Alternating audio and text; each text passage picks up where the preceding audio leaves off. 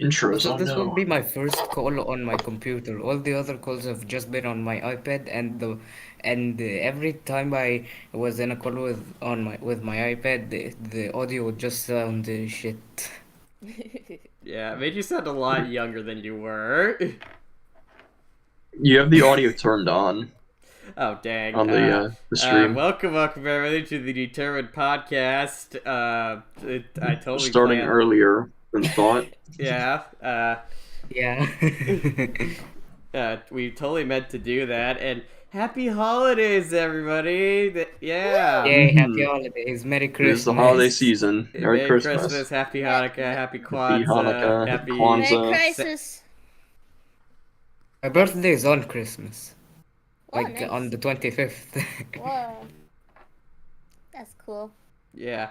Anyways, so yeah, we're here today to because it's the holidays and we love you all so much, and we're gonna be discussing the Dreamers because the holidays are all about family. Family. And why not talk about the family that contributes the most to all this? But before we do Living that, snowpuffs themselves. Gotta change the background. I gotta change the background because it's not holiday enough in here. gotta say the spell. Cast a spell, jingle bells, all the way, magical, Christmas time, poof. It didn't work. I'm sorry, I don't have the image file loaded yet. Well, the Dreamer family do celebrate Christmas. I mean, Asgore has a Santa costume, doesn't he? Asgore is Santa Claus yes. confirmed. What are you talking about? No, he's not. He's not Santa Claus. Everyone knows that Santa Claus is Santa Claus. Asgore doesn't do anything. Oh, We yeah, all that's know right. this. That's Why right. are you a Santa denier? Huh? No, you got a point. Cause, I love like, cookies. Yeah. Okay, yeah. Maybe, yeah, Santa also is very tall and has some weight to him and has white fur and a yellow beard. But you know what? That doesn't prove anything, okay? No, Yeah. no, it doesn't. I got it. Yeah, he's the just fact- You're the zoomed fact- in. You're really zoomed in on the image. We just see Metaton in the tree and Papyrus crying.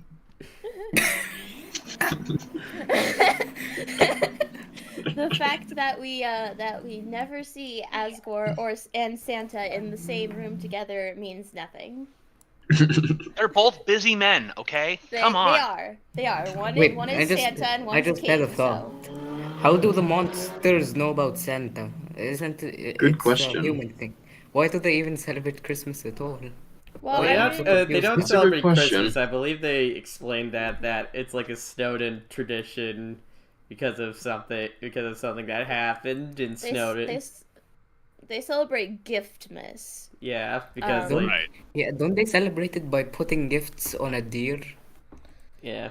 No, by giving That's- gifts to the deer and to each other. Yeah. The deer is unhappy. You mean The gift deer was drop? unhappy. Yes. Yeah. By the way, if we're talking about how the heck they know about Santa, I mean, if Alphys has access to anime, I think they can have access to Mhm. other human TV shows and stuff, like just random bits of stuff that's like falling, that's like trash that's like fallen down into the 100 or so years.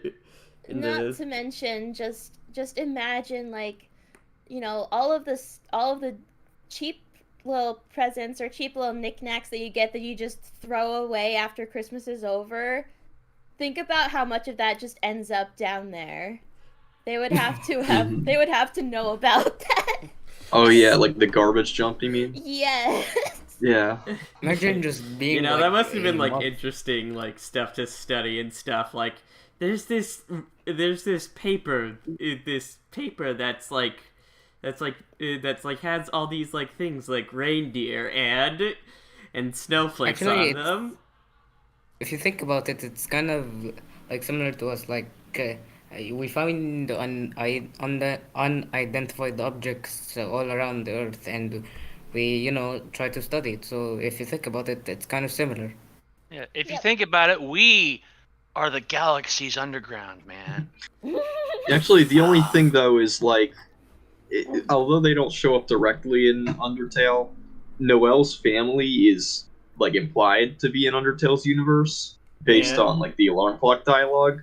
Yeah. And like her whole family is Christmas and like holiday themed though, so if they exist there, then I guess like the idea of holidays and like Christmas and such sort of.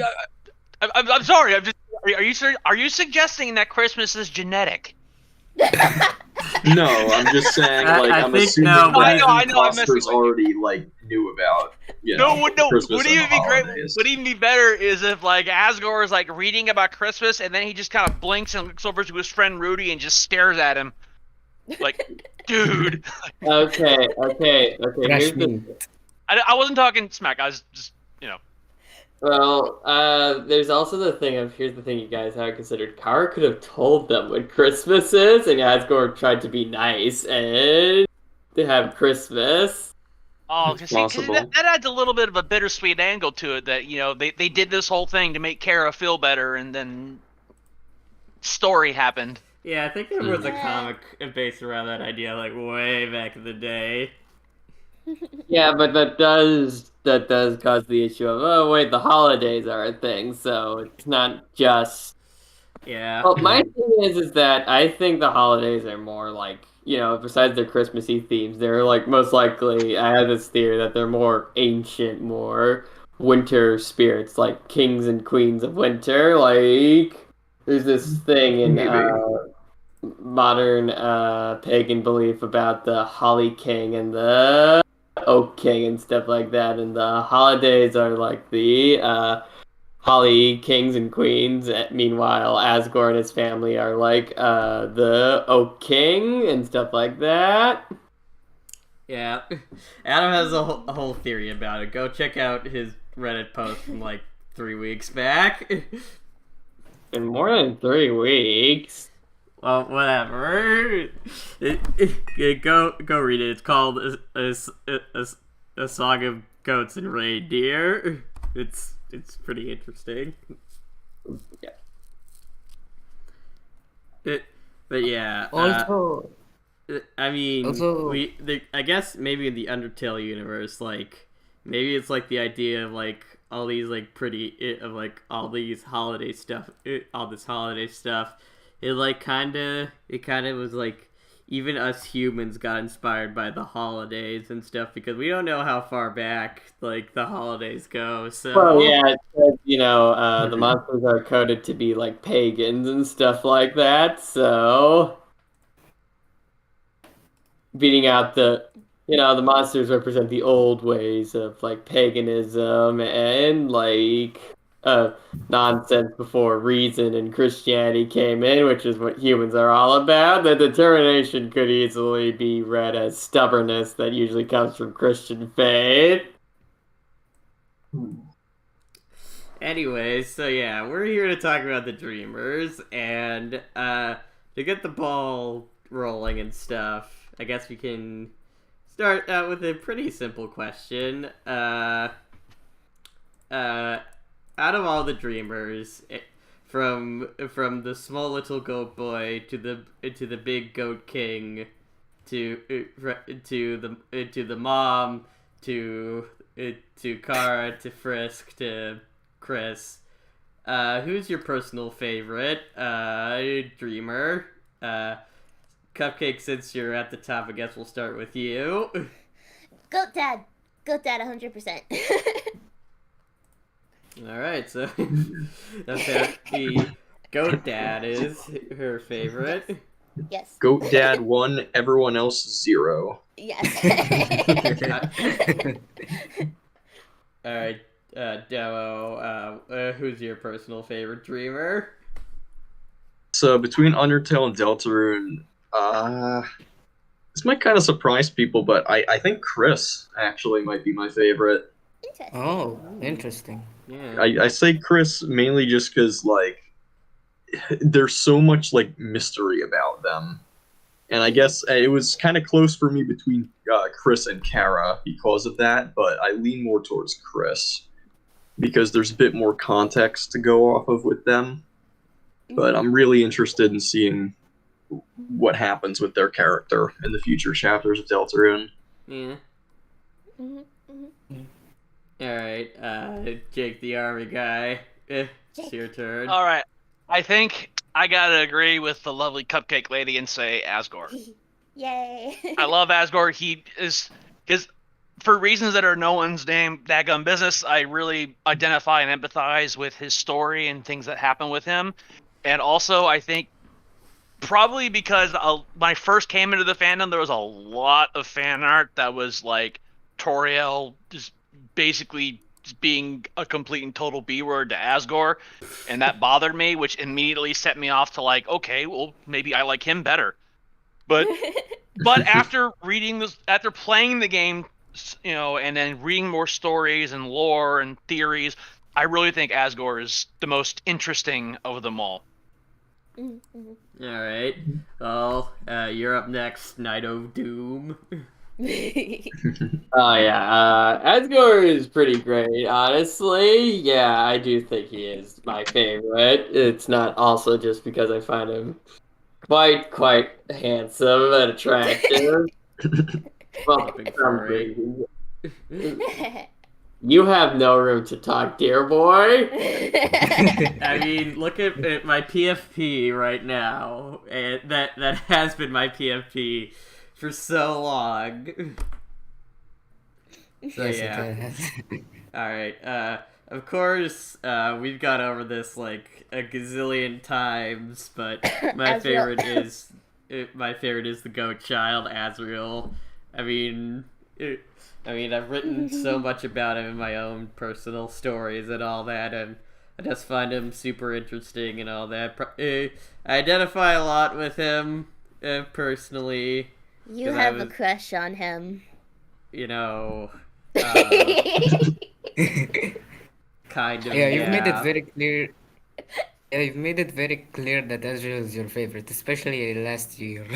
Yeah. All right, and random. It's your pick.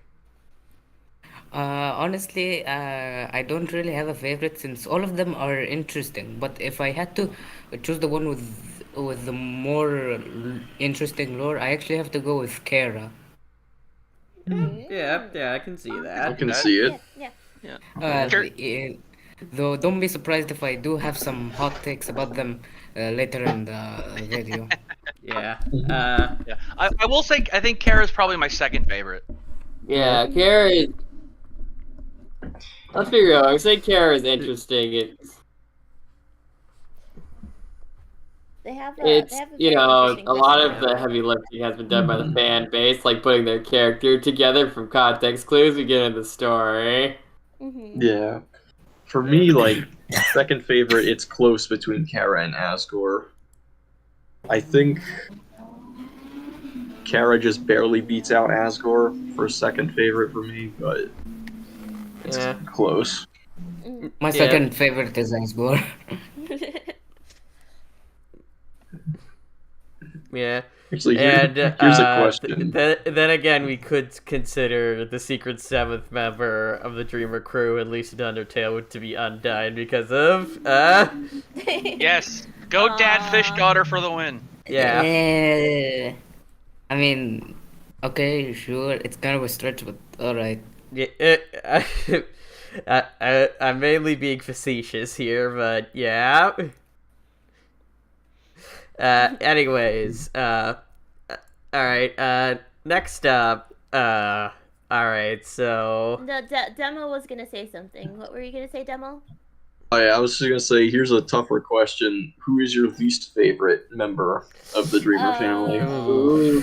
I know mine. Motorcycle. What do you think? Motorcycle. No, that was the sound of the thoughts racing through everyone's head. Yes. No, it was us I racing. need to get a, It was us racing really away need to from the get that fandom phone. because we were scared of to actually say something negative about these characters. Oh, I didn't say bad. I said least favorite. All right. yeah. Well, I guess we're gonna go in order. Cupcake. Like, when it comes to, when it, like, I would say Frisk, but it very highly depends on, like, the characterization that the author gives to Frisk that, Ooh, like, someone has hello. basically, Time clone Mike. hi, Mike. Sorry I'm late. I was in a virtual coma for a while. Virtual coma. It's fine. Virtual It's coma. fine. I That's get it. fine. Yeah. So we've just been we're talking about our favorite and least favorite Dreemers currently. Yeah. Oh,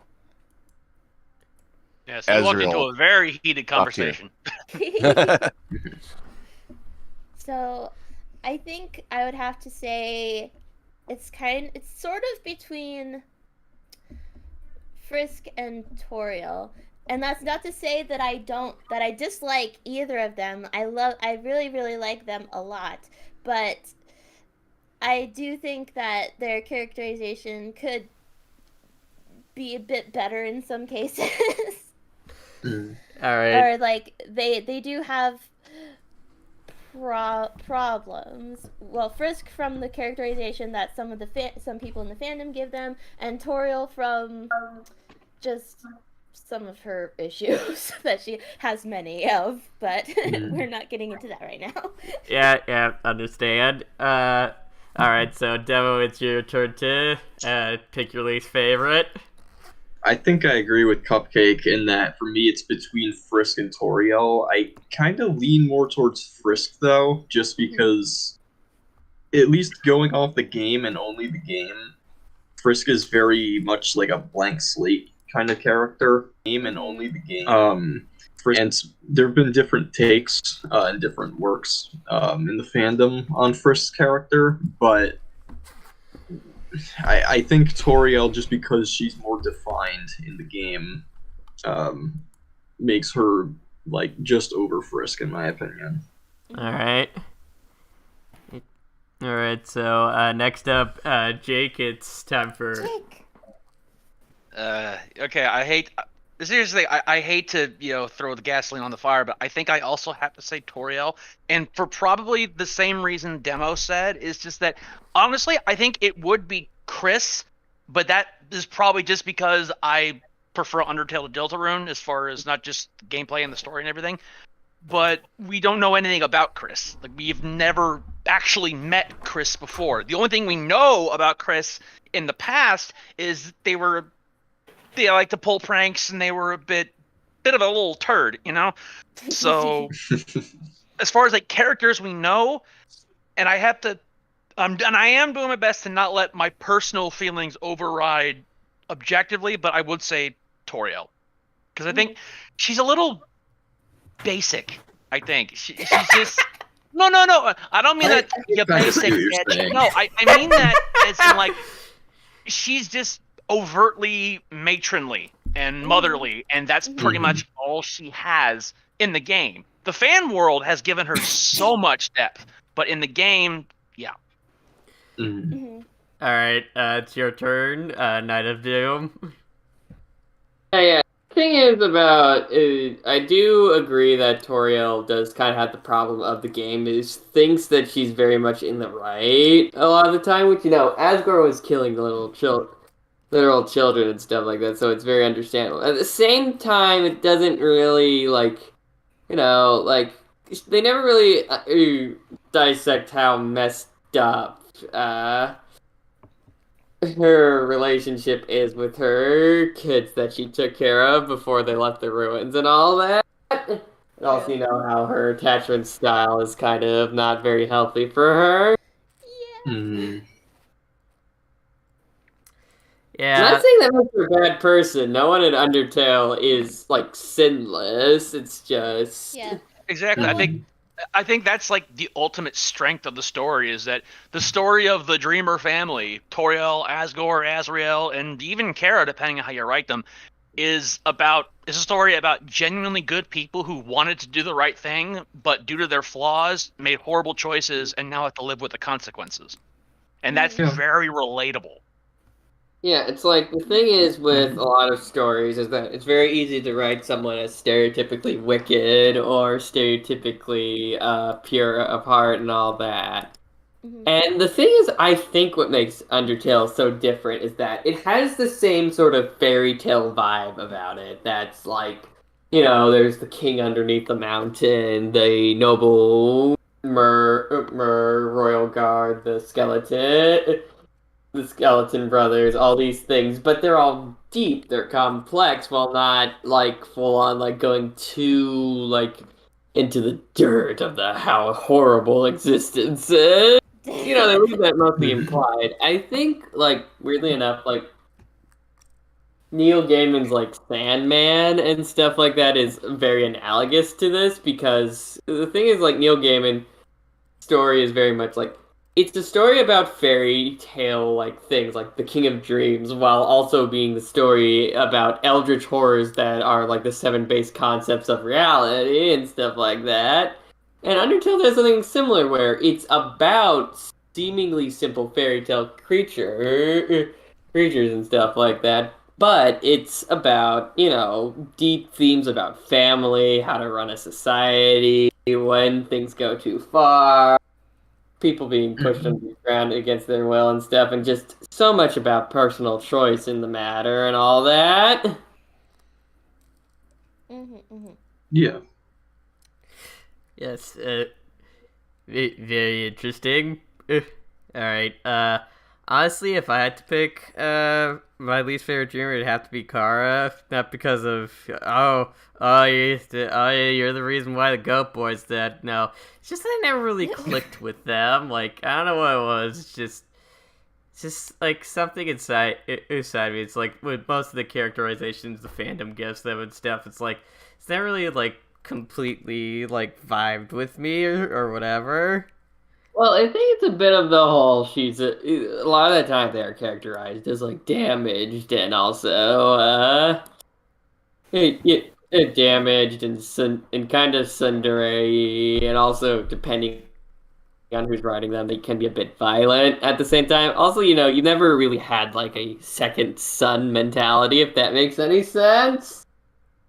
Like, Kara does have like the second son mentality or the second sibling mentality if we're trying to be more inclusive with our language, where basically people feel like neglected and stuff. Like, Asriel, at the end of the day, was going to be king one day. Meanwhile, Kara was just, the stray that he brought home one day. They loved him, but it's true that Kara was always going to be second best and all that, and that's why a lot of the characterization in a lot of fan works is like that, where it's more about like finding their own way and all that. Doesn't help that there's also Frisk that also can steal their limelight. Yes. All right, random. Your turn.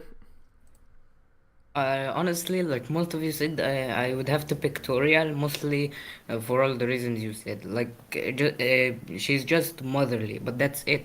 And the only other thing about her is that she wants to kick Asgore's butt so hard. Like, take a look at Sans, for example. We don't just see him just be lazy and all that. No, we get to see more of him in the genocide route. So maybe if we see more of a darker side of Toriel in another route like the genocide route, maybe she wouldn't be my least favorite. Even outside the genocide route, like there's some depth to Sans because of the whole like conversation in the cafe. and like a couple other interactions with him, Mm-hmm. Yeah. like the Judgment Hall. Yep. But yeah, see, there's more to Sans than just being the funny bone man. Haha, funny bone man. Haha. Funny That- man. The boning man. Haha, man, tell pun and say.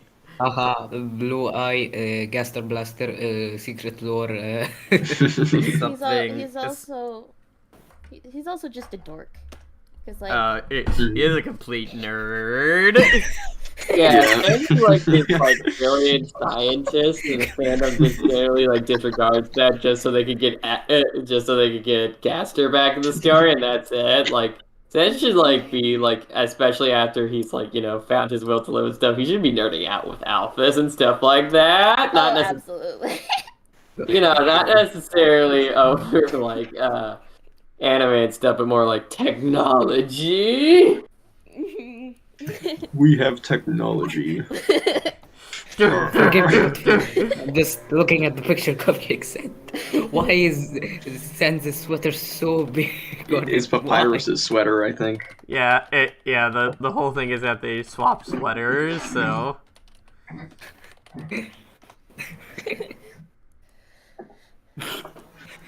Yeah.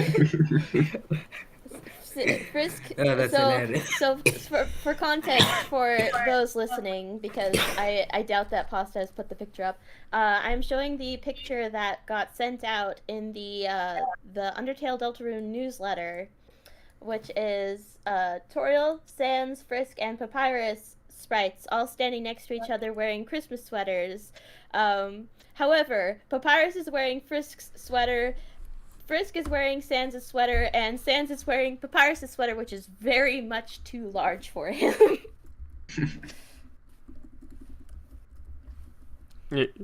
Yeah, hang on. Gonna bring up the image now that you mentioned it. It's very good. Yeah. Okay. That Show of hands, who has subscribed to the Undertale Deltarune newsletter? I have. Yeah, I've not actually. I have not. I have. I just thought I'd get all like the information from other people. Like, honestly, that was partially why I didn't either. I mean,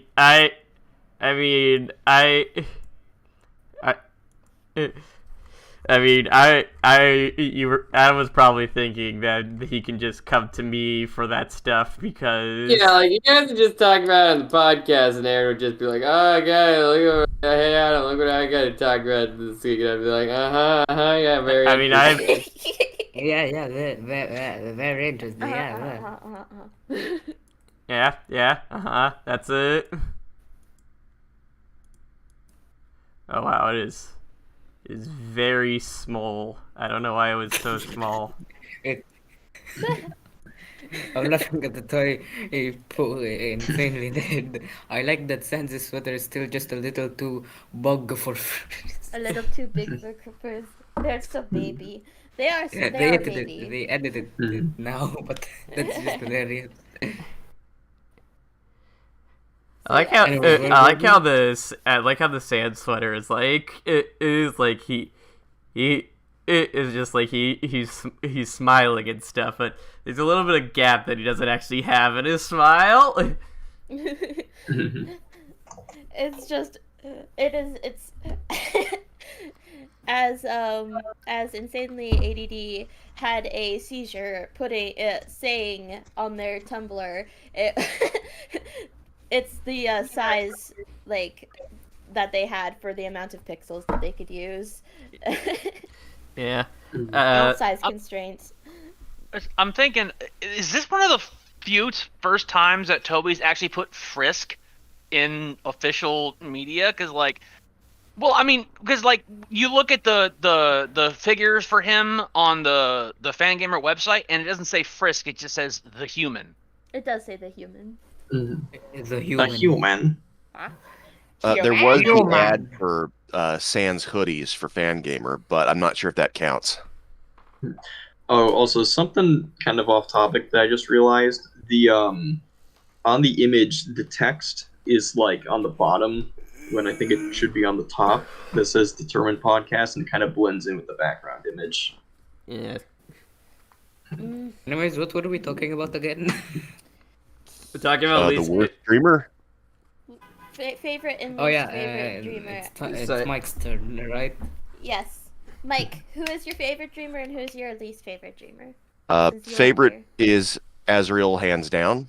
Hey, hey. For reasons High probably five over don't the need internet. to be, for reasons that probably don't need to be elaborated on. Because of, Just because of awesome. this doofus right here. And least favorite would, ironically, I only started really, really thinking about this as I was hearing everybody else talk about it. And I think I'll have to go into the least favorite is Toriel Camp.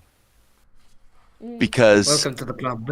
yeah, because she has all of these well, it's more Deltarune Toriel than Undertale Toriel, because through the course of the story in Undertale, in the same way that Frisk is befriending everybody else in the underground and finally getting people to work together and be friends, Toriel is understanding that she can't just live the rest of her life alone, isolated in the ruins anymore, when she could potentially do something, whether that's confront Asgore or take over the kingdom or whatever happens in the underground that requires her to leave. And so at the very, very beginning, she's got this extremely controlling streak, which I interpret as actually pretty toxic, because she's just met this kid, hasn't asked their name, and is already planning out like, oh, here's an educational curriculum. I can finally live out my dream of being a teacher. Never mind what happens to this kid or what they feel about it. But by the end of the true pacifist, she's like, well, we're back at the surface, and you came from the surface because you're a human. So what's next for you? And you have the option to go to send Frisk back to wherever they originally came from, or to hang out with Toriel. Not entirely clear how that works out in a larger context, but the point is that you have the choice, and Undertale is all about choice. Yes. Deltarune doesn't make that distinction, because hometown is like so calcified in the way that small towns tend to be. And given my rural background, I know exactly what I'm talking about here. Yeah, you And, talked about this last year. Yeah. And you she's got, gotta like, get this- that old farmer reppin'. Well, I have to, or they'll take my farmer card. Anyway, they Being a farmer is actually complicated. You have to take this 5-year course, and there are multiple exams. and you have to be a member in good standing of the Farmers Guild. Sorry, Farmers and Ranchers Guild. There was a merger. Yeah. 5 years to be a farmer. Okay, not to get too far off traffic with the meta jokes there, but Deltarune Toriel hasn't yet undergone that sort of point of enlightenment, probably because she hasn't been in such severe psychological turmoil as Undertale Toriel.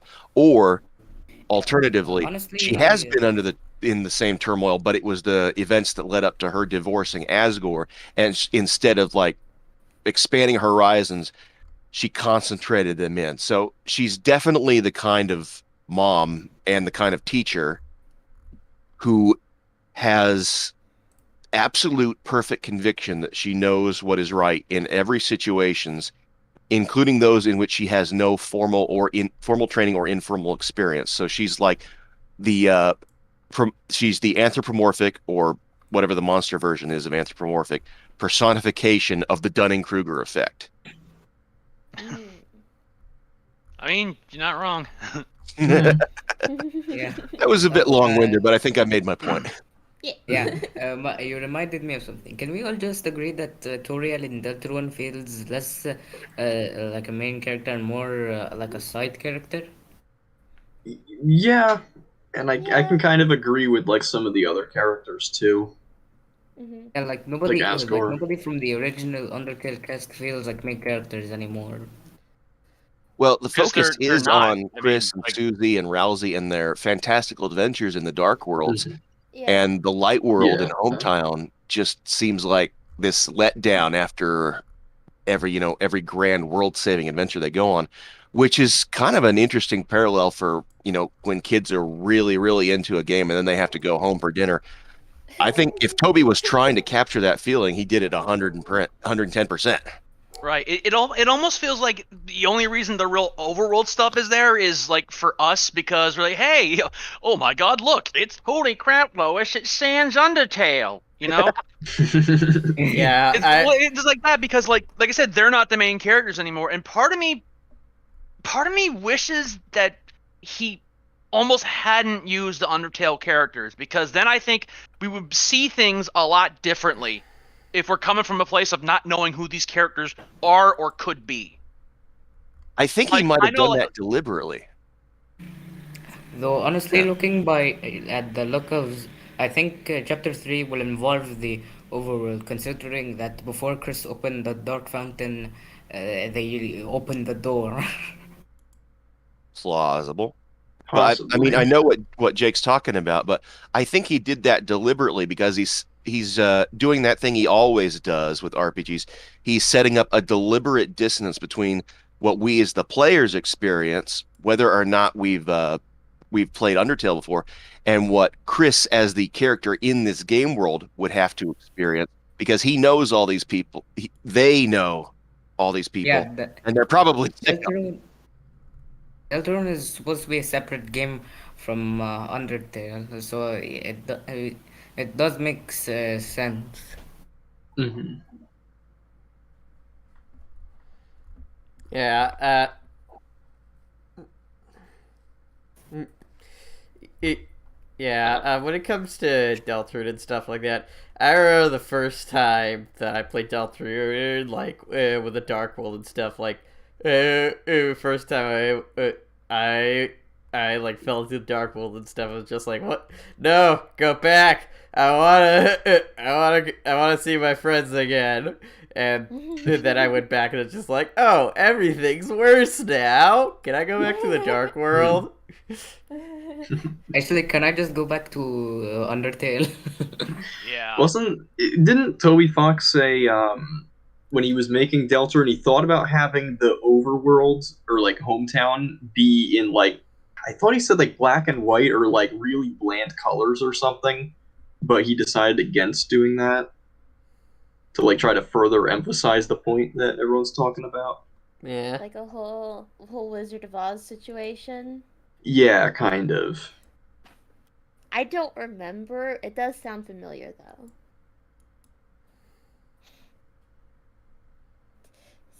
Should we move on to the next question? Yes.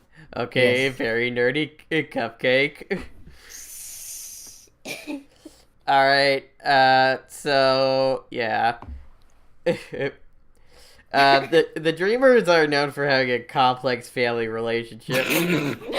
Why do you think that is? How much time you got? Shall we Hold just- on, I have bullet an point by 10,000 bullet word point? essay for this. Well, Can we actually, put it in? I think I have an interesting thought on that. I Well, hope. then, But it's because I think part of the reason why Asriel's story hits so hard is because it really does feel like Asgore and Toriel had that storybook fairy tale relationship where, like, for however long they were down there, centuries or whatever, they were perfectly in love, perfectly happy, to the point where it made other people sick, you know? Yeah. But so, and that's why I have read stories that have said that was actually just a cover, that it was actually more complex than that. I don't like that, but whatever. We're not going to talk about that. But I think it's because they were this almost perfect happy family, and then in one day they were just completely shattered, and that's gonna mess up you for life if you survive. Yep. Yeah. Yeah. Yeah, that hurts very hard, especially considering Azrael's been through a lot of trauma, just layers and layers and layers and layers and layers of it. Hmm. So, I'm still laughing because we literally discussed this before the stream started. Yeah. should we go alphabetically or Um, something that I like. Um, I feel like whether they meant to or not, we get the idea that Toriel and Asgore kind of put this idea of Asriel and Kara the are meant to be like, you know, the future. They're supposed to be sort of the saviors of, you know, the monsters in a sense, because like, you know, they're the future. They're the like Asriel in particular is going to be the future king at some point, and like, you know, Kara is the first human that's fallen down since ever that they've come across. This is the first human that monsters have come into contact with since who knows how many years.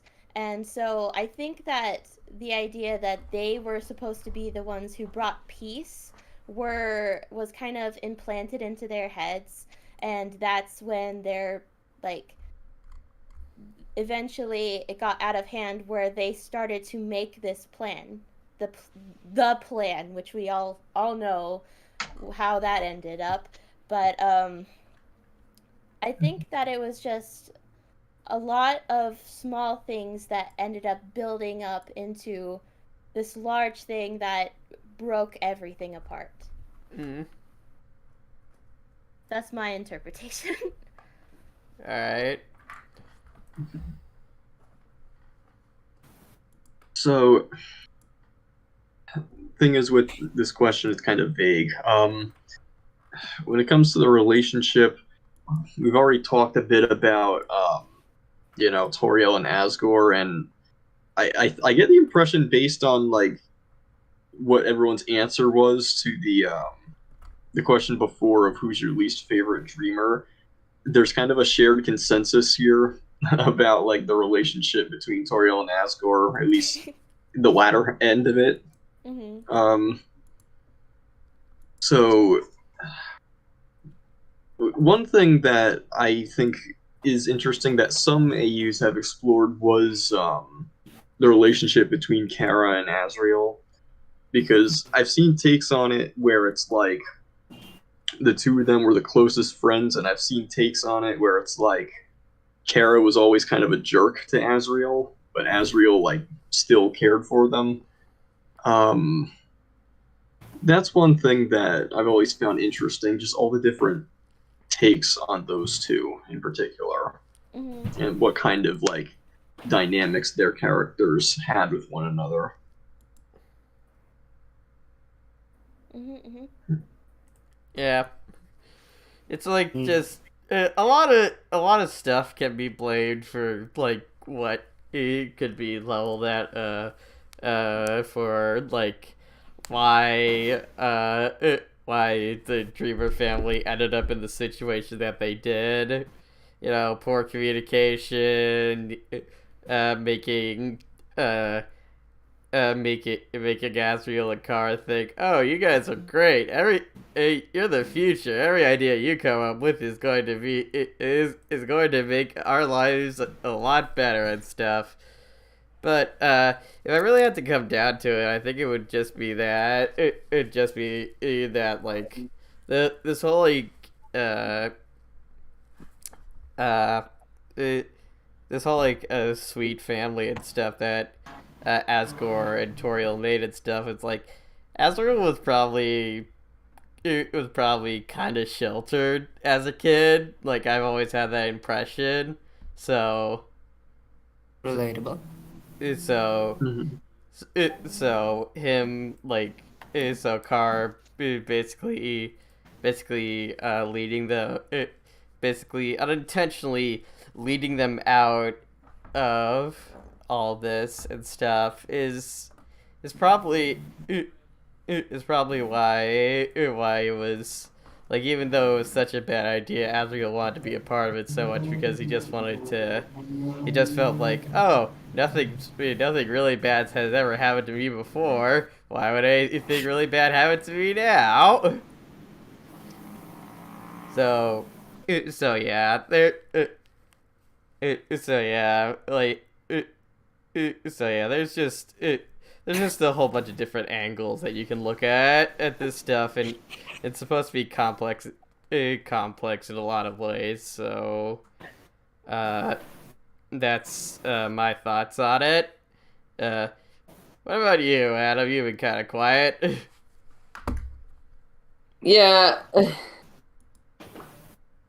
yeah. I think their relationship comes from a lot of things, mostly down to the fact that uh, all of them I don't. The thing is like we don't know if Asgore was the king that fought humanity back in the day, stuff like that. But at the same time, I think like one of the things is that all of them never really faced true hardship before the stuff happened with Kara and Asriel. This really does depend on when Rudy kicked it in the Undertale timeline, or how they react to.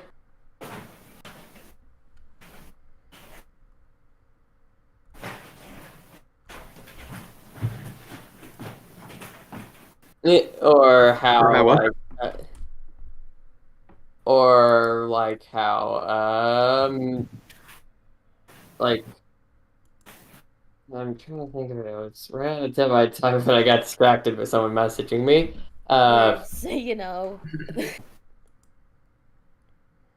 Oh, Gaster, how close they were to Gaster, because I'm pretty sure Gaster fell into the core before Car came to the underground, but I'm not sure on the timeline.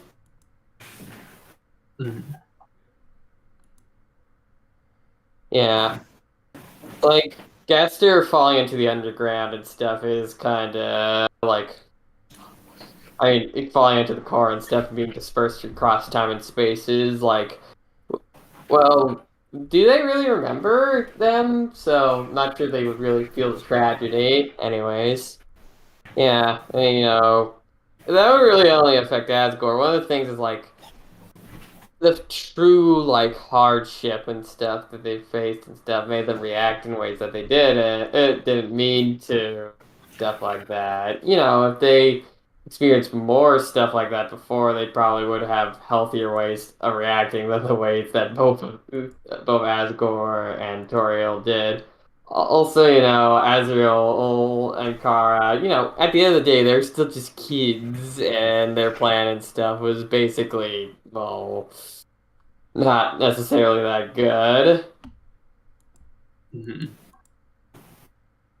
But yeah, the true hardship could be the thing that was stopping them from, that's the thing that probably screwed the monsters over in the first place. They didn't imagine how cruel humans could actually be. Yeah.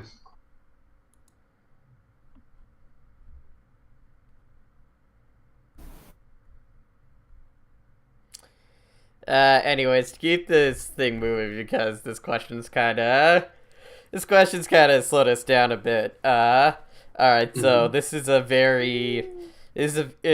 question that the game poses itself because of our favorite nerdy lizard. Oh yeah, it does. Yeah. Do you think in Undertale, Toriel and Asgore get back together eventually? And if they did, what would a reconciliation look like between the two of No. them? No, they wouldn't. No, just no. Wow, that was definitive. I think I agree. Yeah, there is no saving this relationship. So I'm gonna be logical about this, okay? If there is, if Deltarune is any indication, because we're also talking about Deltarune, most likely not, because they did not have the whole Asgore killing all these. We think so. We have no idea what happened with Asgore as a police officer, but that's beside the point. The same events did not happen in Deltarune that happened in Undertale, but they still ended up separated. So that shows that there is something incompatible between the two of them. Whether they can eventually maybe work through that to get back to at least a semblance of what they had before everything hit the fan. I don't know. I think that would very, very highly depend on circumstance. I think under the right conditions, and they would have to be perfect conditions, then maybe they can. But I think unless that happens, then it's most likely impossible for them to get back together.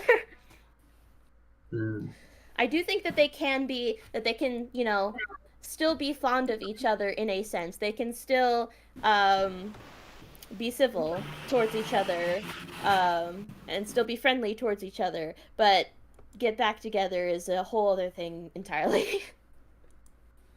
Yeah, one of the things I think about with this is basically, like, let's be real, if we're thinking about this, like, from normal medieval rules, especially in Undertale and stuff, Asgore and Toriel most likely got married for political reasons. Well, okay, here's my thing. Here's what I come back to. I don't know if I agree with that one. Yeah, here's my thing. What I come back to is that, okay, we don't know exactly specifically how long the monsters were down there. I mean, it was long enough to where in the intro we see swords and shields, and in the end they have the internet. So it was likely a long, long time. You don't stay with someone for almost 1,000 years unless you actually love them. And so my take on the situation is, I think, yes, they could eventually get back together as after everything settles down and Toriel sees Asgore being a better person, being a good father to Frisk, and just basically eventually she would remember what she saw in him, and I think that they would. In fact, my little theory is that half the reason why she never intervened is because, but that's a different story, we can get into that later. But I do think they would. At the very least, though, they would end up being good friends and good co-parents in Undertale. In Deltarune, well, for one, like Cupcake said, we don't know what happened between them yet. I will say that Azor's actions speak of someone who hasn't had boundaries set yet. As in, like, he sends her flowers, he, talks to her, he approaches her very publicly and stuff. And so I really think Your that ex-husband. Exactly. Which, Asgore's portrayal in Deltarune is an entire frickin' conversation we can have later. But to speak to my guess is, I think their divorce happened very recently, because that's what it feels like. How she's still so angry and bitter, and he is still so desperate. So I would say, yeah, in Undertale, yes, I believe they would come back together. In Deltarune, no. No, but eventually they're going to be, on friendly terms again. I think there's a reindeer we haven't been talking about here. Rudy, how does Asgore feel about Rudy? Oh, that. Look, it's my Julia. thing, okay. Hey, Julia. Hey, Julia. Did the stream start yet, or? Yeah. Yeah, It's been started for a while, like an hour now. About an hour. I was late too. Don't worry about it. Damn. Hello. It's okay. We're glad you're here. That's all that matters. Yes. Yes, that is all that matters, that you Hey. are present in this Discord call. Okay.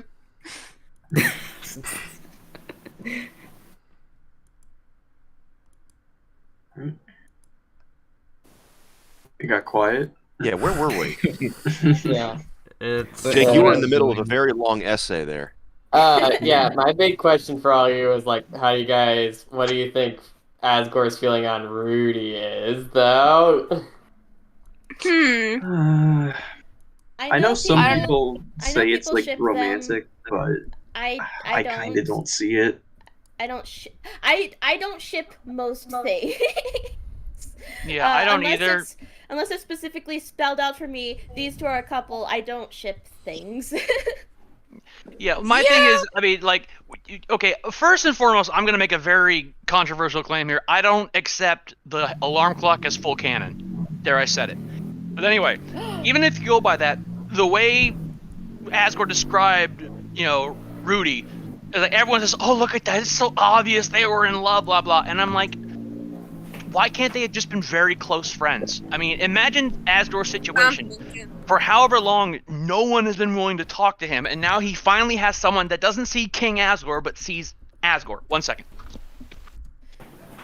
But see, here's the thing: the statement, the statement that most people take as the definitive proof from the alarm clock dialogue that they were romantic is, I was his Santa, he was my Rudolph. That okay? Are you implying that Santa is having sex with Rudolph? What? Come on.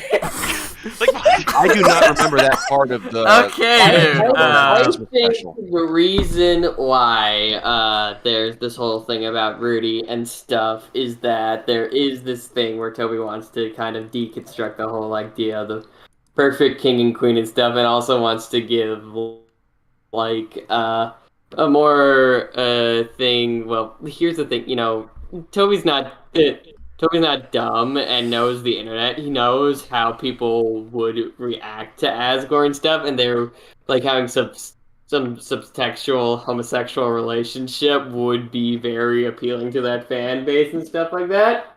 Yeah, I once saw a meme that said, what happened between them, and someone said it was a heterosexual relationship in a Toby Fox game. He never had a chance. That's obviously a shit post, obviously, but I mean, it reminded me what you said about him wanting to deconstruct things about the storybook relationship, but whatever. Right. Oh boy.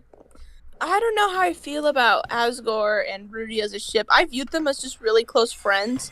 But I mean, who asked that question? Not Pasta Guy, but it was Knight. Knight. Okay. It just reminded me of this fucking comic of where Susie asked Chris and Noelle, like saying, "Why does your fathers call each other baby girl?" And they said, "Moving on." Wait, what? I'm not kidding. I found a comic like that on Tumblr. Oh yeah, I saw that one too. It's Tumblr, of course you did. I don't really ship them, but I don't really ship them. I feel them as just close friends, but I can see why people are shipping them though. They're college buddies, They're college bros, yeah. Yeah. And maybe it's it's pretty fucking obvious. and maybe it could have been a thing. It's like, it's like they've had a few drinks and it's like everyone else is left. Maybe they smooched. I don't know. No. Oh, if that actually did happen, though, that'd be really funny. Well, college is the time for experimentation. It was and not just in the and chem there lab. was mistletoe. Please don't scare me. I'm about to enter college. Okay, I don't know, like, imagine if, like, the reason why freaking Toriel and Asgore divorced is because one day Asgore and Rudy got fucking drunk and Toriel walked in on them kissing and fucking kicked Asgore out of that. Yeah, Nah, it's not. I mean, just when I thought I couldn't hate Toriel more. No. Yeah, you gotta be a homophobe. I don't know. It's just I don't know. It's just a funny guess I made of it. Yeah, it's a joke. Yeah. Yeah. Just a little gag. A gaff, a guffaw. What? Huh. Thinking about it, we know so little about their relationship because we've only seen like what Chris can interact with for like 2 days so far, and it's almost like, and I by almost I mean exactly like. Toby is deliberately giving us just enough information so that we can run in any direction we want just to troll us. Yeah, that's another reason why part of me wishes that the whole game had been released at once, because I hate having all these theories in my head because I know it's just going to lead to disappointment when it's not true. Are they just really good college buddies? Are they BFFs for life? Is Asgore bisexual? Is Asgore a closeted gay man who had a family because that was what is expected of him in a small town? Who knows? Who knows? I don't know. I mean, The world may never know. yeah, this is from things I've seen in my life, like in the military and whatnot. I hate this idea that two guys cannot be very emotionally close without wanting to bone, and it's a pervasive thing I see, and bothers me a little bit. Like, just let them be very close friends. But whatever. Yeah. Well, Like, it even comes between a girl and a guy, down it's just to, like they don't have to be together. They can just be friends. Let them just be friends. Actually, I agree. Yeah. I agree I with like what Jake that, says. like that mentality and stuff. The big issue is that a lot of straight guy friendships that are in any way not toxic are considered like, hey, are you gay for him or something? That's the big issue. Oh Yeah. my god. Also, I just changed my profile picture because I was like, man, I've had the other one for a while now. Nice. No, guys have to be mean to each other because it's written in the, I don't know, constitution of whatever, the universe, I guess. Or else they won't bone each other. Constitution of what? Constitution of the universe. The universe. Constitution Yeah, of yeah, the come on. Republic of in the Toxic Masculinity. beginning, there wasn't like God called the Constitutional Convention, and Oh god. See, all these people are wrong. It was Adam and Steve until Eve had to show up and be like, "Hey, I will have sex with you." Well then, okay. Adam We're getting That's a how little it's off happened. Trust topic me, I've read the here. Bible. Adam and Steve. I think this is I would a pay little off upwards of track. $7 to see an actual sect try to, push that message in the modern world. Oh boy. I'm sorry, just Adam and Steve. Damn, that was a broke malevolent me. laugh. The fuck? Just like, That's how I normally laugh. I'm just a naturally malevolent person. da, da, da, And da, da, da, nah, da. I'm we- a and we vampire. love you I for want it. to suck the blood. Okay. So we went through those. We had a question special edition, and now so now we are on what are we on 4? Yeah. Oh yeah. This is a more Asriel focused one. Asriel has been brought back to life in many different ways in different AUs. What is your favorite / the one you find most interesting? Ooh, boy. Can I start off? There's a few that I really like. Yeah, sure. Why not, Julia? Go Because for it. yeah. Gives me time Okay. to think. Okay, so I want to first get the. Okay, since this is like the one of the most popular comic series, I really like how TC96 interpreted bringing Asriel back to life by splitting the soul in half. I thought that was pretty interesting. I thought it was interesting how they wanted to do that. But like, I don't know, like I thought that was cool that they did that. The second one being the second way of like resurrecting Asriel is actually what the heck, I forgot. It's by Absolute Dream. Is it Over the Void. Over the void. Yeah, Orb of the Void, yeah. I really liked how Absolute Dream Over did the that. Void. It was just like, I think if I remember correctly, was it Asriel himself piecing the soul back together, or did something happen? Because it wasn't as clear, or maybe I just haven't read it in a while. But I really liked how, with the way how Asriel was resurrected, like he could switch back and forth from like being like Asriel to then a flower if he's really upset, which kind of reminds me a little bit of, I don't know, looking back, for some reason it kind of reminds me of Turning Red, where every time May is like sad or angry, she immediately turns into a red panda. But for Asriel, instead of like him turning into like a ginormous version of himself, he just turns into a flower when he's upset. I guess the Turning last flowery. one, I don't know. Okay, the Turning last over a new one. leaf. Okay, the last one.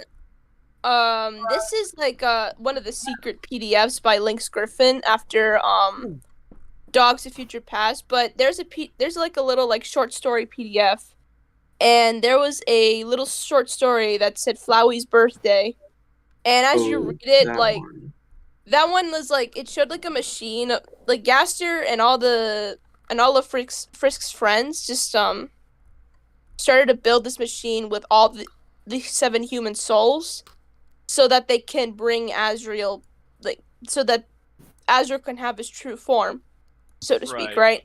Yeah. I so- really liked how and they so- did that. I Yeah, really so liked how Asriel's just casually God, and and 10 years later, Toriel was still sniping at Asgore for the whole thing that happened. And sorry, I have things to say about that comic, but I'll stop. Oh boy. But I really liked how Lynx did that. Like how they handled the resurrection of getting Asriel back to life. I thought it was really sweet. Just the whole idea of giving technically Flowey a present to bring like his true form back, and then like when Asriel was around for a little bit, he wanted to change his new form and change it to Angel. And I don't know, I really liked that. I thought it was really sweet. I guess those are my 3 favorite like ways of how people brought Asriel back. Wait a minute! There's actually one more! There's one more! Dreemurr Reborn. By I forgot their name, but they did this comic where Frisk and Asriel share a soul.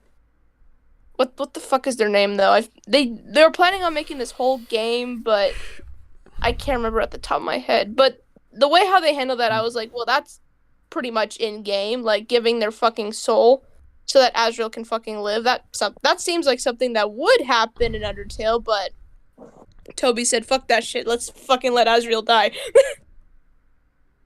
Yeah, the whole theme of you can't save everybody. Well, That's so true. much for pathos. Now you can save everyone except the one who really deserves to be saved the most. Fair. Mhm. Yeah, but I think it's Dreemurr Reborn, right? Is Yeah. that the name of the artist? Yeah. That's another ending I really like. But those are my opinions. Okay, now I'm done. I remember I saw a comic once. I can't remember the name of it. Don't ask. Where basically after True Festivus, the 6 human souls actually like hung around and they did something that would help Asriel get his soul back. I thought that was cool. And can I also cheat and say the one I came up with for my story? Yeah, you can say that. Well, no, it's Self-promotion is a yeah. long and storied tradition. Yeah. Gotta get them kudos somehow, man. I know, Yeah. right? The clicks that give me the good chemicals, right? You know, they But have I pills think, for I that think that now. was the way I had to do it. I mean, you can read the story if you want, but basically it's like through a combination of just sheer determination, Toriel and Asgore basically created a new soul for Asriel, which is basically the way they did it the first time. So I don't know. Go read my story. You'll find Aw. out. No, it wasn't as sweet a moment as you're imagining. But anyway, I see the floor. I know it's probably not, but I just say "aw" just because they work together. Mhm. But what was the question? Darn it, my brain stopped working. Oh, I just remembered something. Sorry. That was the sound of Oh my enlightenment. god. How many more? I'm sorry. Growth spurt. I forgot to mention growth spurt. The growth spurt AU. Did they ever explain how he came back? In Oh, that? No, they I love don't. That's one of the things. It's just that's one of the things that that person legitimately says, like in the I don't know how. in the I don't know description. how they explained it. I don't think they Yeah. ever did. Yeah, But they say that in they the just said how description Asgore of got the resurrected. AU. It's just like Asriel's now back to life as a lanky teenager. How? I don't know. No other Young explanation adult, I'd needed. say. I I would think say like. Potu Brigham said, sorry, I didn't mean to talk over you there. It's okay. I think Potu Brigham said that or is it Potu Brigham? Yeah. I don't know how Yeah. that bird's name is pronounced, but the artist It said the doesn't whole matter focus that of the Owl will never comic- be on here. the artist said that the focus of the comic was how Asriel was living, not how he came back to life, Yeah. and Makes sense. made a more Ah. interesting Makes more story. sense. Yeah. A healthy dose of hand wadium. I really like It's a I like flip. that term. It's a flipping. Rickety swoy, your flower's now a goat boy. Ask your doctor remember if how the Solinol artist- is right for Yeah. you. Yeah, I do remember Gaster how- just came out of the convenience dimension and gave him a soul. That's how it happened. Well, there was like there was a drawing that the artist made, and someone asked, like, how did Asriel get resurrected? And he just made a drawing of Asriel looking absolutely busted and saying, holy freaking crap, I'm starving. And I'm like, oh my god, you and me, man. I wake up like that every morning. I'm just like, holy shit, I'm starving. Feed me. Anyway. Amazing. That's just me with Yes, you are. coffee. Me. I once read too. I once read a story, a fan fiction. It's really really good, where it had that basically it was because what they say in the game, a monster's soul is made of hope, love, and compassion, and basically the way he was brought back was through spending time with his parents and with Frisk. Those one by one, those feelings came back into him, and then once he realized that they loved him, the love came back, and boom, Goat Boy. Oh, I read a fic like I that. like- That was in Rainbow Sprinkles. This Time Make Your Purpose. It's a Yes, very long that's the one, series, yes. and it's my favorite version of this convention, especially because later on in the series, he gets just as angry and manipulative as Flowey, but he's still got the the goat bro body. In fact, he's much older. He's got his horns coming in and all that. Yeah, And it drives home the point that, just because you got your soul back doesn't mean that everything's automatically perfect. You still got a metric buttload of, as opposed to an imperial buttload, of course, which is a little smaller. right. A metric buttload of trauma to work through because you've, Right. killed But and been killed for thousands of years. Because again, Yes. that's something one of my biggest pet peeves about the fandom is when people try to paint Asriel and Flowey as two different people. It's the same person, and also, Oh my god. yeah, I because was like again, that. Flowey is not a separate person. Flowey is Asriel plus trauma. And Yeah, when you try exactly. to say that, I'm a different person now because of my trauma, very personal reasons, I take offense to that. Same. But also it's like, and then when people, like, I love all my stories, and my preferred way of doing things is Goat Boy comes back, but you can't have him be, howdy y'all, I'm sweet innocent Asriel and I never did anything wrong. He's not, all those mannerisms and habits and stuff he developed with Flowey, they're not going to go away just because he can feel again, Yeah. Yeah, You might that's impress that's them, not how but they're still going to be there. You're right. Yeah, like that's not how. Yeah, that's not. yeah, like That's not how psychology works. yeah, like in my own fan fiction and stuff, I made it a point. It was like a kind of unsaid rule that I never specifically stated outright, but Asriel, like, after he comes back to life and stuff, never uses that that southern vernacular and stuff. He never says howdy or anything like that, and it was basically supposed to be a subtle thing of, like, that's kind of like he's suppressing the past a bit.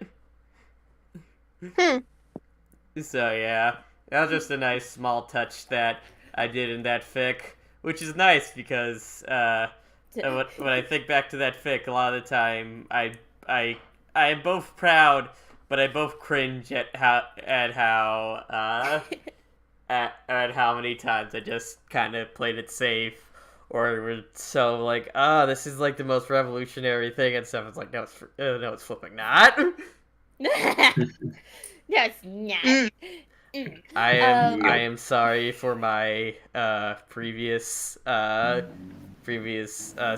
for myself. There's That's actually an a definition interesting for that. pairing of Oh. words. Let's not. We don't go there for me. No, we don't go there. We're not gonna go there. Like, as soon as I heard the name, I'm like, oh god, we're not gonna go there. Let's really hope we don't go there. Cause, not gonna lie, I was a really weird kid. Greg, can I ask you a Everyone's question? weird in their own way. What's the average Wait, age what? of the people in this chat right now? The Yeah, average it's age? I don't know. I Average, mean, I'm both 21. me and Nida Doom are 22. Do you mean the mean average or the median average? Well, I don't want to be mean, so I set myself up for that I'm gonna one. say this. Who here is over 21? I am. I I am. am. Me. Okay, so pretty much 7 people. Okay, haha, I'm 17. Well, Okay, well, let me just, okay. Am I the oldest? And I'm 37. I oh, might be a year older than you. It's hard to keep track sometimes. hey. I My thought you twins. sounded like you were Holy 26. crap! What the Because fuck? you said, "Oh, I was weird when I was a kid," and I'm like, "Dude, that was like 3 years ago." I swear, my whole time in this fandom has made me just this unexplicable urge to shake my fist and go, "You kids, get off of my yard!" That's a bad day when we had to look up fan fiction. We had to go to specific websites, not just AO3 or AO3 or Where are fanfiction.net. you kids with your hula hoops and your Pac-Man video games? In my day, we couldn't save the world by being nice. We had to kill millions of enemies, and you'd get like a tiny bit of experience, and we were grateful for it. Okay, Grandpa, it's time for your nap. You know, I mean, the games were great. Of course, of course. That scene in Final Fantasy VI made me cry. Okay, contrast it to Jake. I'm pretty sure I'm the youngest person here. Like tomorrow I'm going to be, no, after tomorrow I'm going to be 15. So it's safe to say I'm the youngest person. Okay, here. now I feel like I'm gonna end up on some sort of watch list for being in this chat. Why are you hanging around all these young people, old man? Yo, Oh no! It's only two. Relax. It's okay. It's okay. It's okay. Like I had as someone who was a part of Amino and stuff, I had my experience of being with of interacting with people a lot younger than me when I was like 18, 19 and stuff. Like I once like talked to someone who was 11, and I was just like, no, why are you reading my stuff? It shouldn't be consumed by people that young. It shouldn't be God. consumed by your eyes, child. Internet is forbidden. Classic you shall image. not pass to the internet. No. No. Amino was basically like the entire time I was just like, I'm surrounded by flipping children. Yeah, I mean, I felt I felt like an old person when I was 18, and mainly because basically everyone around me was like, I'm 14, I'm 13, I'm 17, I'm and I just, 69. I'm 11. It's just like, no. And I understand. but please, children, it you would be shouldn't be pretty- here. Too many. Too Yeah, many. it does feel pretty awkward being around people that are much younger than you.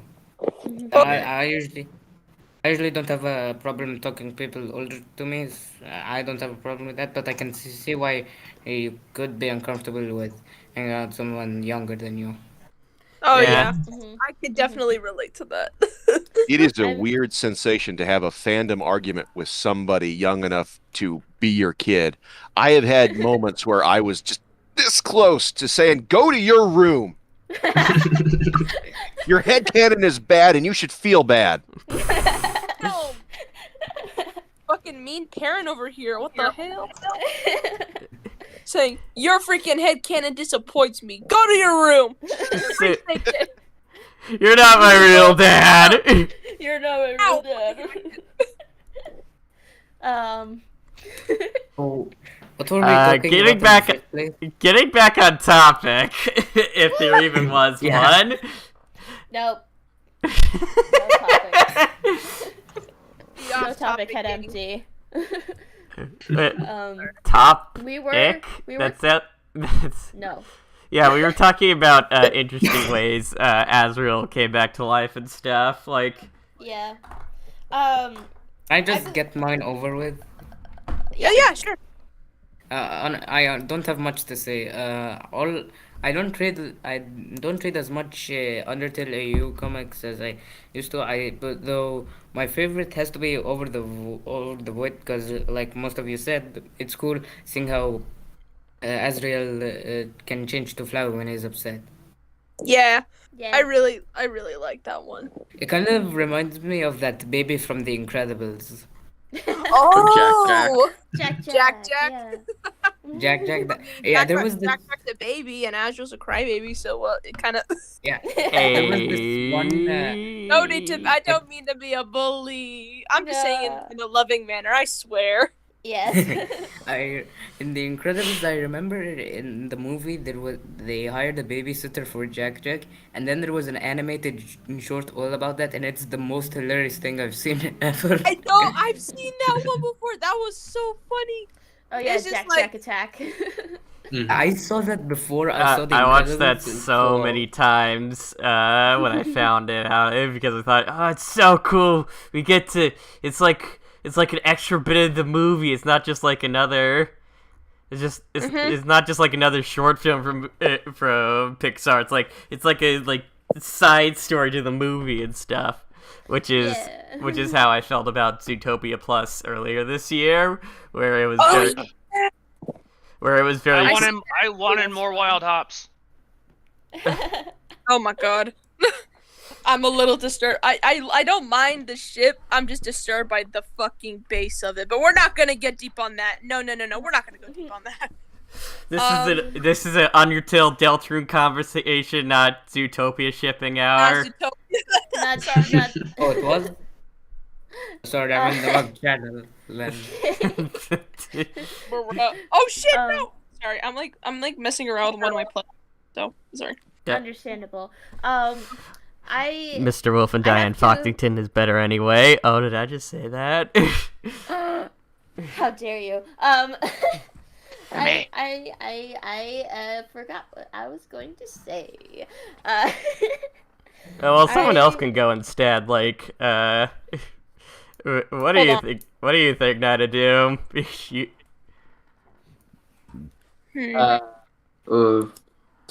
Get off your dang Switch. I know you're playing it.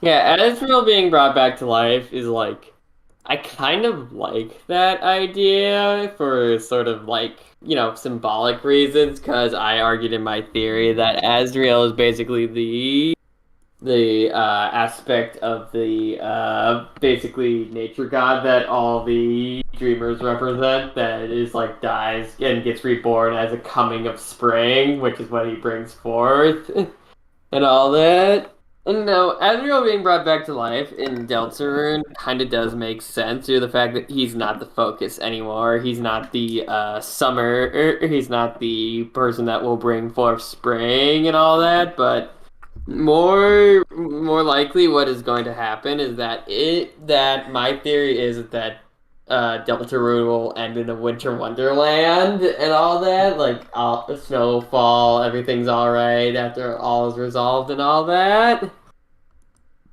And after being brought back to life and stuff is like, I kind of like that Toby Fox was like, he finally was like, nope, there's some people you can't save and all that. But at the same time, it's like, come on, dude, you did all this stuff and now you can't do this. Anyways, yeah, that's my thoughts on the thing. It's like, you can bring him back to life if you want. I think you should do it like maybe in a way that like fits with the story that Toby Fox wrote and all that, like at least in spirit and all, but don't throw away a lot of the stuff that he went through just because you want the Goat Boy back. Yeah, that's my thoughts. Yeah. I think for me personally, what do you call it? Both of these were brought up before.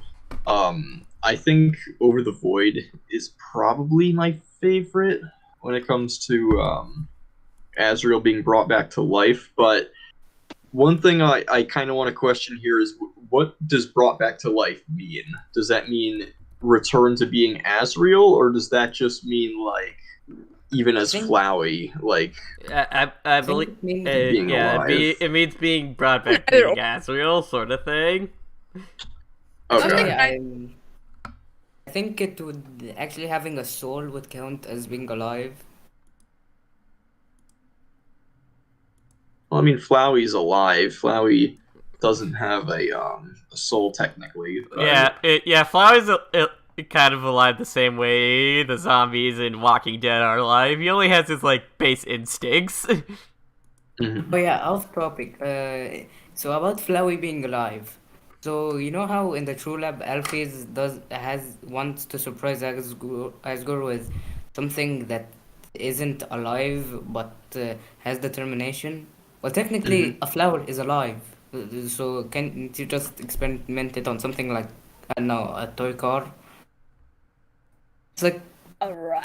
he's completely avoiding the entire point of the experiment in the first place. Like, sure, it doesn't have a Mhm. soul, but it's still alive.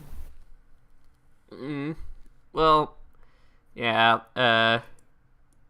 When it comes to me personally, I personally think I do love the Over the Void stuff and all that, but I do also like Link's girlfriend's interpretation stuff of like it being like not just like on Frisk or Flowey or Car and stuff, but it being like a group effort to bring him back. That's nice. I like it. It's very much in the theme of Undertale about like coming together and all that. So, is so that's what I really like about it. But yeah, uh, I think how I came up with it was pretty interesting. I had two versions of it. One that was in my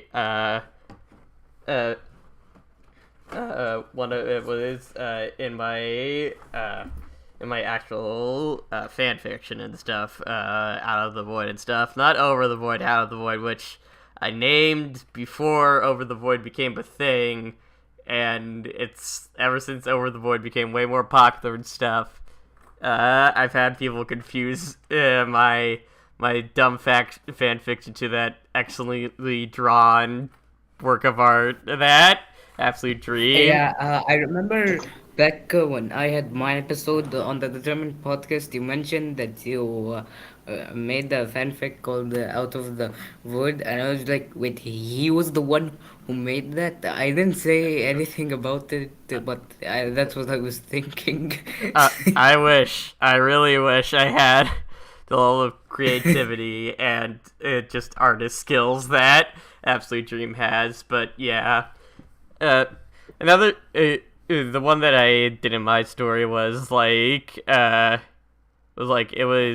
was based off of like the how drunk Kara brought Asriel back, which I know is probably a really weird way to get inspiration from, but that's just what happens. Basically, just an artificial soul and body and stuff like that.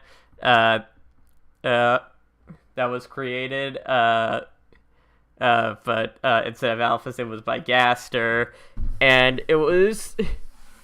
And basically, my idea was that it should be like an actual like a journey and stuff for him to reclaim his soft goat boyness and stuff instead of it just being like Frisk being like, here you go. But yeah, another version I had that was very similar and stuff, which was based off the ending of Half-Life Alyx. If people are familiar with Half-Life and specifically that game 2, where basically Gaster's in the position of the G-Man and stuff, where basically Asriel being brought back to life and stuff was kind of like this Faustian bargain that Frisk did to quote unquote make things right, and in exchange Gaster was like I will require your specific services at one point, and I'll have to and when I call upon you, you can there is no way that you will be able to refuse my what I have in mind for you. But yeah, those are just my thoughts and stuff like that on bringing Asriel back. I could go on for hours about it because, again, he's my favorite character, and I thought about different ways about it. Being inspired by a whole bunch of different sources. Like, I also thought of this one that was kind of based off the ending of Forest of the Dead, the episode of Doctor Who and stuff. But yeah, I'll just be quiet because, again, I could go on with this stuff for hours, and we're already an hour 37 minutes into this podcast, and we got more stuff to talk about. So yeah. Mm-hmm. Did you hear what I said? Pasta?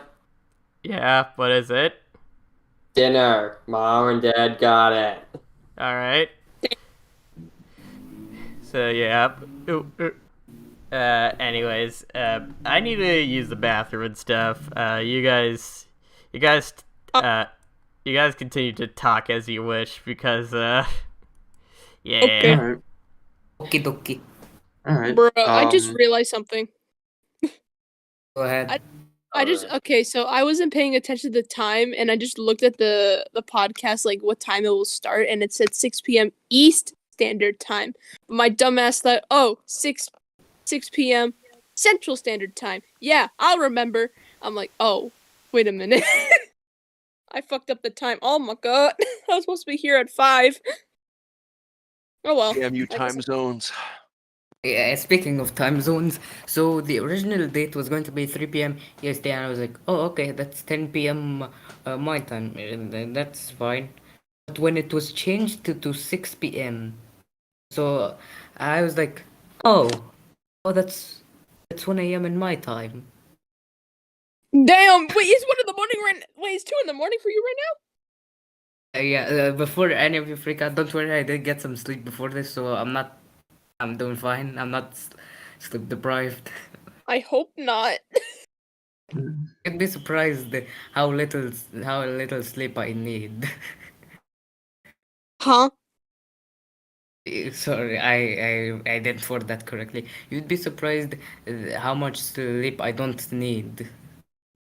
Okay. Okay. Also, Demo, are you okay? Earlier I heard something fall. Oh no, that was me. I accidentally bumped my desk. Damn. Did you Yeah, bump sorry. did you like stub your foot or something, or what happened? No, I'm not. I'm back at home from college right now, but like my desk at home, like it's kind of short. Is the best way I can put it. And I was moving around in my chair, and I just kind of like bumped it with my knee. I am currently in my room, and I'm experiencing winter break currently, so that's been fun. Yeah, I'm also on Christmas break, but I'm not in my room. I'm outside my room so my family can sleep. Damn. Imagine like they hear you and they're just like, "Yo, why the hell are you not asleep?" No, I already discussed this with them, and they, they were okay with this. Okay. I'm currently snuggling with my cat and my squishmallow. Because why not? Speaking of that, apparently when I was like very, very, very young, I used to see random cats on the street and just walk up to them and play with them. And now here's me terrified of cats. What? Really? Oh, It's mainly the eyes. With the eyes? Yeah, the eyes terrify me. Also, the fact that they just jump out of nowhere, and I'm like, They're stealthy, dude. You can't fight against that. They're just stealthy. but like, do they have to give me a panic attack every day? I'm like, They got the jaguar instincts, they'll just pounce. That's what makes it fun. yeah, fun for them, but imagine for the person they're currently attacking. I'll Not be fun. back. Hello. We're talking about cats. We're talking about cats, yeah. Wow. Wow, I didn't think that we could get more off topic. What do you expect? It You should not didn't be think? called the Determined Podcast. No, it should be called the Off Topic Podcast. Yeah. A podcast where we all talk about where we're just always off topic. But Actually, if we're that always does- off I would- topic, then how can we, off topic? How do we tell? Wouldn't that just be us on topic because we're off topic? Actually, I would watch a podcast called the Off Topic Podcast. Honestly, That sounds like a very that sounds like a very quirky, like mid 2010s podcast. Well, I mean, I was 5 then, so. Anyways, so yeah, my family has Chinese food and yo, yeah. Do you have the noodle? It's like Christmas Story. hey, it's only the 23rd. Besides, I know, it's close. yeah, but anyways, so yeah, we were I'm just wondering what we should do. Like, should we just wrap things up? Should we go on break? What should we do here? We cram Honestly, all the I rest of think the we go on questions break. in real quick. Bruh. Cram session. Or we could just have a break. I mean, it doesn't hurt for Yeah. a break. Yeah, we could have a break. Yeah, but how long would that break be? Oh. Probably like 5 to 10 minutes. Well, I have some stuff I need to do here because the winter storm has kind of messed with some of our infrastructure. So I don't know if I'll be back after a break. yeah, that's the thing. It's like, how many Gotcha. people would still be here after a break? So yeah, I think we should just wrap things up. I mean, we've already been going for a good bit and stuff. We had a lot of good conversations and stuff. Hang on, I just Yeah. wanted to say one thing. This is the thing I wanted to bring up the whole stream. It's like, I wonder if the whole Asgore being Santa thing is kind of related to the whole him being like the horn god from mythology and stuff, and how like the green man from Indo-European mythology is like a lot of the basis for Santa, along with Odin. Maybe. Yeah, I mean, there are a lot of parallels and stuff, and Toby Fox has been known to delve into details like that. Is Asgore a deconstruction of the Krampus? Inquiring minds want to know. I don't Yeah, know. but anyways, guess we could just do some. Guess we could just do some quick fire stuff, right quick. All right. All right. All right. All right. All right. Yes or no? All right. Yes or no answers. Do you believe that Kara actually is the narrator of Undertale? Yes. Yeah. Yeah. Yes. I All think right. we all can agree. Unanimous Actually, agreement. wasn't there like a question like our opinions on Kara when you the one you posted in the chat? Yeah, but the thing is that it's a bit complex to do a quick fire thing on. But yeah. Do you what role do you think Asriel will play in Deltarune? Like, do you think we'll see him before Chapter 7 or whatever, or do you think he's just going to be a great mystery until then?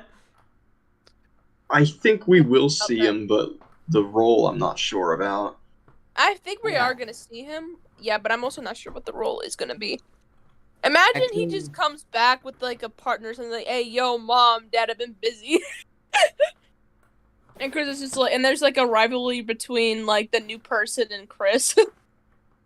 I'm thinking Yeah, post-credit scene. A what? After the final game's credits completely run, if you wait long enough, there's a little cutscene where he finally gets home from college because the bus, schedule was Yeah. screwed up. Yeah, I was about to say that. Yeah. I think that would be really funny. I think we will actually see him before Chapter 7 or the end of the game like that, because at least in like a flashback and stuff, we're gonna see him probably gonna see him see him just in this like Undertale type form and stuff. So it's not that big a shock or anything, but I do think we'll see college age Asriel before the end of before chapter 7 or anything, because I feel like Toby Fox wouldn't waste the opportunity to actually, do something with Asriel beyond just like, oh, it's this cool thing at the end of the game. But that's my own personal thoughts on it. Yeah. Anyways, I'm back. Hello. hi. Hello. We're trying to wrap things up because my family has I could food. tell. Yeah, that's why I had my mom and dad came back and they were like, "Hey, we brought McDonald's." So like, oh, okay. Yeah. McDonald's. McNaldo, Mickey D's. McDonald's. Mickey D's. the Scotsman. Yeah, which fun fact, it was I didn't know I didn't know the phrase Mickey D's meant McDonald's until Cupcake told me a couple years back. You didn't? Really? We had a whole conversation about this. I don't remember. I mean, it was pretty late at things. night, so. Yeah. Anyways, yeah. We should start. We should wrap this stuff up. So yeah. Yeah. Thank you all for coming. This was a great time. It was a lot of Yeah. fun. Yeah, this was honestly I Since honestly joined my- in last minute. No, you're fine. since You- my birthday is like in 2 days. I consider this a good early birthday present. Oh yeah, Aw. happy birthday! Happy Happy birthday. early birthday! Happy Adrian. early birthday. Random. Happy birthday. At birth. But yeah, I really did have a good time with you. Happy birth of the day. Yeah, it was nice talking with all of you, just shooting this stuff Yeah. about Undertale and all that. Yeah. Thanks Cupcake, thanks Demo, thanks Julian, or Julian, I'm sorry. Thanks Night of Doom, thanks Random, and thanks Time Club Mike for all stopping by. Thanks for everybody in the chat who was here and stuff. This Yeah. it will definitely not be our most popular thing because of just how it is and stuff. But yeah. Anyways, thank you all for coming. And for what the Determined podcast is doing next. I believe it will be until next year till we convene again. I don't know. I mean, there is that like odd time between Christmas and New Year's that we could do an episode, but I have no idea what that would be about. But yeah. Yeah. Yeah. I don't know. It's so good to see you again, my truest friends. But now this episode must end. Yeah, so yeah. Yes. Thanks everyone for coming. Mhm. And Bye, also have a good day. so yeah. And have a happy I- holidays, like whatever. Yeah, happy holiday- holidays, yeah. everybody. Merry Christmas. Merry Christmas. Happy Happy Saturnalia or Hanukkah, whatever. Happy Kwanzaa. Hanukkah. Yeah. Happy, Joyous happy Yule. Merry Christmas, Hanukkah. Happy Festivus for the rest of us. Yeah. Yeah. All right. So yeah. Thank you all for coming and stay determined and Stay determined. and happy Stay holidays. determined. Stay determined. Stay determined, Stay determined. bruh. And see you all